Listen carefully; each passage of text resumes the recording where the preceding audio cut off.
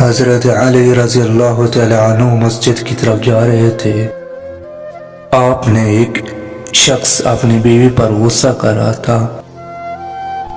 مذاق اڑا رہا تھا، اسے گالیاں دے رہا تھا۔ یہ سن کر حضرت علی قریب گئے اور فرمانے لگے، اے خدا کے بندے، میں نے اللہ کے رسول صلی اللہ علیہ وآلہ وسلم سے سنا ہے کہ جو انسان اپنی عورت کی عزت نہیں کرتا، اس کے لیے تلخ الفاظ کہتا ہے، اس کی بے حرمتی کرتا ہے، تو اللہ پاک اس انسان کے لیے رزق کی راہیں بند کر دیتا ہے۔ اس طرح اس انسان کی زندگی سے سکون و خوشی حالی اور برکت چلی جاتی ہے۔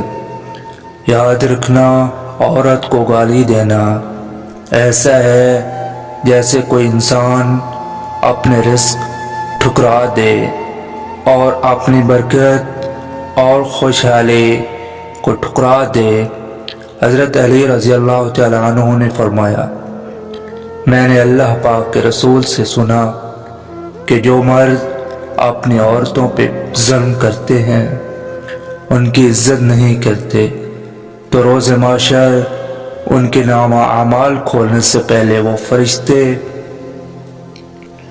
جو انسان کے کندھوں پہ بیٹھ کے ثواب اور گناہ لکھتے ہیں، وہ چیخیں گے اور اللہ پاک سے کہیں گے، اے اللہ پاک، یہ وہی انسان ہے جو زندگی میں اپنی عورتوں کی عزت نہیں کرتا تھا، ان کو گالیاں دیتا تھا، اسی وجہ سے یہ زندگی میں سبھی پر شان رہتا تھا اور آخرت میں بھی اسی حالت میں پہنچا ہے۔ تو اللہ پاک فرشتوں سے کہے گا کہ اس کے مرد کے ثواب کا حصہ جس